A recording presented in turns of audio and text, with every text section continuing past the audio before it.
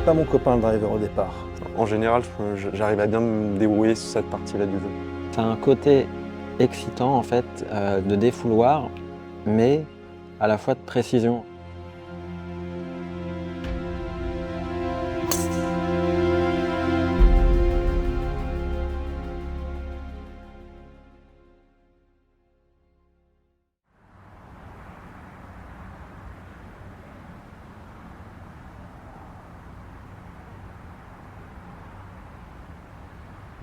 J'ai commencé le golf assez tôt. À l'âge de 5-7 ans, j'avais déjà des cannes en plastique et je tapais la balle un peu à la maison comme ça. Puis après, voilà, le virus est arrivé à travers les veines et puis je suis devenu accro. Et puis voilà, maintenant je pratique régulièrement le golf. J'ai commencé avec mon meilleur ami, pour le fun, pour le plaisir, pour les voyages. Puis petit à petit, on s'est un peu pris de passion pour ce sport. Vraiment, c'est le plaisir de jouer, de taper dans la balle, c'est-à-dire de jouer avec des copains en s'amusant sur un parcours de golf.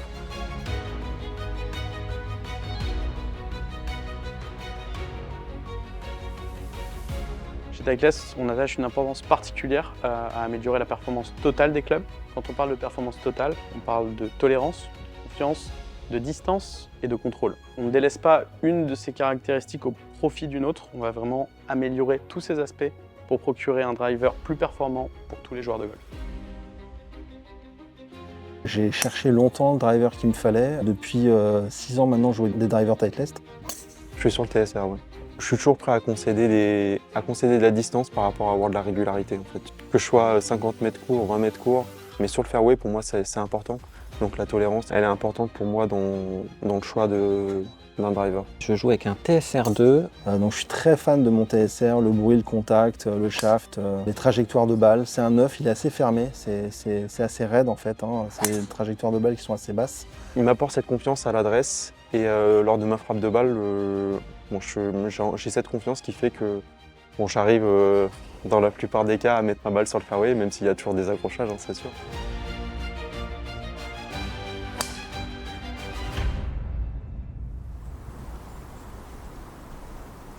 Nous ne lançons pas des drivers tous les ans. Nous avons un cycle de 2 ans, ce qui nous permet à notre service de recherche et développement d'investir dans de nouveaux matériaux, de tester des combinaisons différentes, de les tester avec nos joueurs, validés par la pyramide d'influence. C'est vraiment ce qui nous différencie des autres.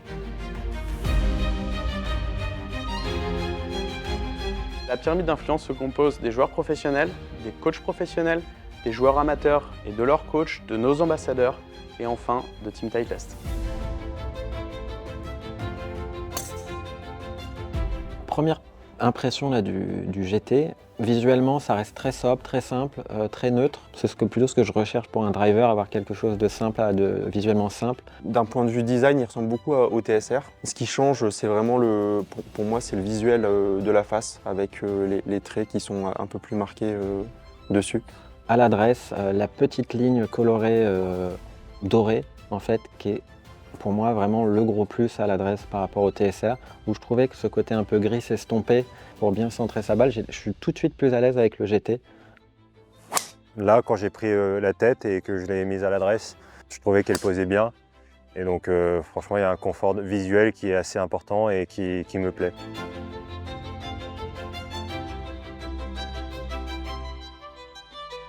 Quelque chose que j'ai pas mal apprécié, c'est le son qu'il faisait lors du driving. Le son en fait incroyable. En fait, je m'attendais pas à autant de différence avec mon TSR.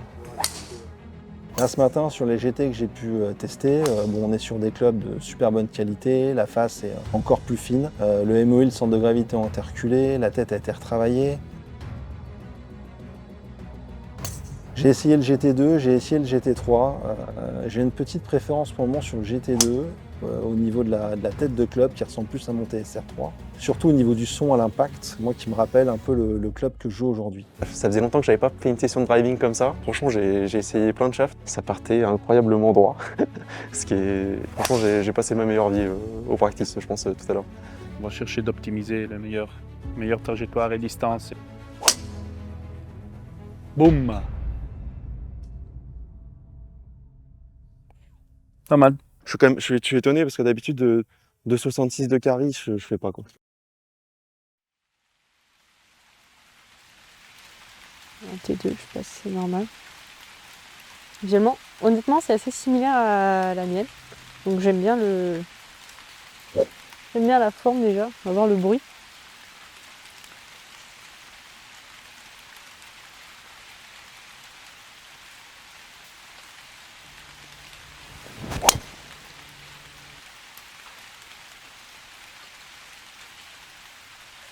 Le bruit ne me déplaît pas. Ça, j'aime beaucoup. Ouais, ça me plaît bien. Là, Ouais. le bruit. Le bruit, la sensation. Ouais. J'ai le GT2 qui est un peu différent du TSR3 bien sûr et un peu plus arrondi ici.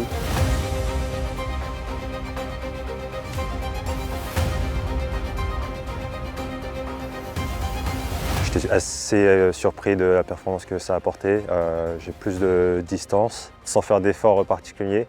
J'ai gagné 2 miles au niveau du club speed et donc c'est de la distance gratuite alors que j'ai rien fait de particulier et c'est quand même bien d'avoir une technologie qui est aussi performante sur le nouveau driver. On est encore un peu plus performant avec le GT4 que le GT3.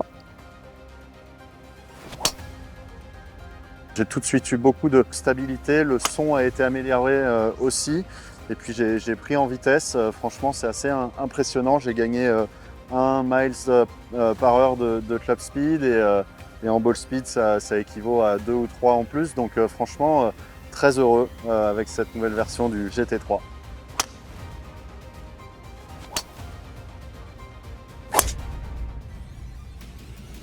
La nouvelle gamme GT s'adresse à tous les golfeurs, de tout niveau. On est aujourd'hui capable de fournir le meilleur driver, la meilleure combinaison de driver pour optimiser le jeu d'un golfeur.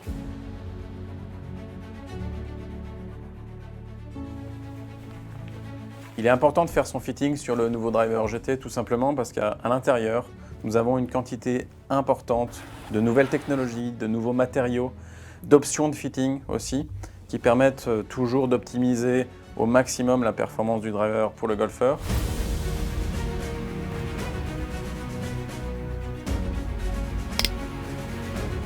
D'être fité, ce que ça m'a apporté, mais tout simplement en fait, de la régularité dans mes contacts et des trajectoires plus régulières. En fait. C'est vraiment beaucoup de régularité, hein, le fitting. Chez Titleist, nous réfléchissons à la performance totale du driver.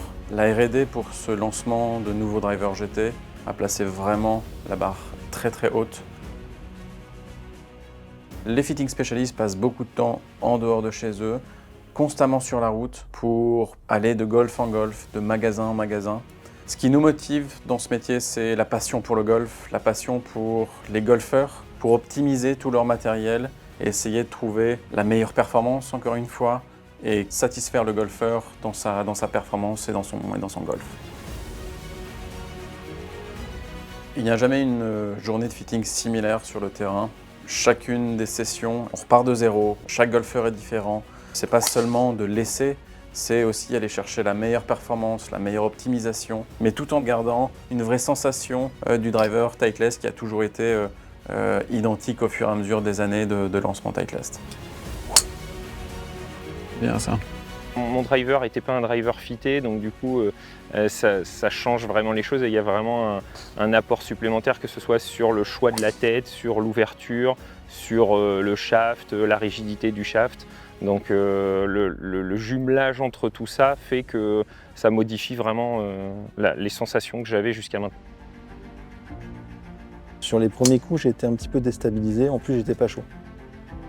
Là, Mathieu, il a tout de suite corrigé le tir, il m'a mis tout de suite une tête GT2. D'ailleurs, il m'a dit que sur le tour, voilà, il y avait GT3, GT2, enfin les deux modèles étaient joués. Et donc en fait, le son et le volume de la tête m'a rappelé un peu plus le TSR3 que je jouais, avec des résultats un peu meilleurs en termes de sortie de balle et de vitesse. Donc c'est en fait, moi je partais du principe que c'était le GT3 qu'il me fallait sans avoir fait vraiment le fitting. Le fitting m'a vraiment amené sur le GT2, avec des résultats qui étaient beaucoup moins dispersés, beaucoup mieux et beaucoup plus proches de ce que je peux faire actuellement avec mon TSR.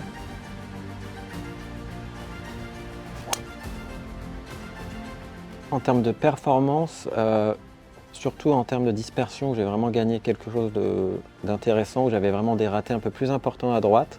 Cette dispersion s'amoindrit petit à petit. C'est ce que je recherchais. Limite, je peux jouer un peu de l'autre sens et commencer à toucher des draws. Du coup, ça a été un petit plus.